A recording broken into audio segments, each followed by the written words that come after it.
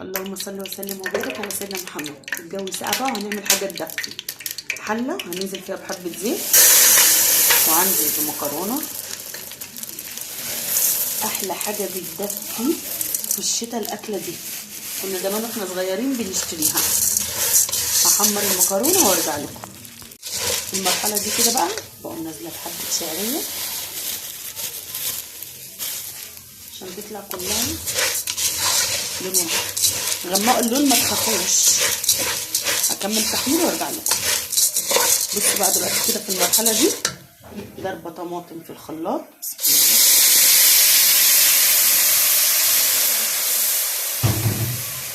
في نفس الوقت غاليه ميه في الكاتل. جربوها يا جماعه، بتدفي حلو جدا جدا جدا في الشتاء.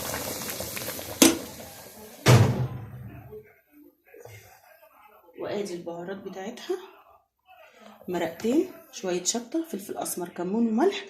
مش هنستكفى بالشطه دي، ده لسه بنحطه في الاطباق. انا بديها غلوه واحده وبطفي عليها و10 دقايق بقى وبناكل منها. هوريها لكم ساعه التقديم. وهي دلوقتي لما خلصناها بصوا الجمال. مشروع مربح جدا جدا جدا. وادي طبعا احنا هنحط الحله على الطبليه وهنعيش حياتنا، هنتدفى. بصوا المنظر.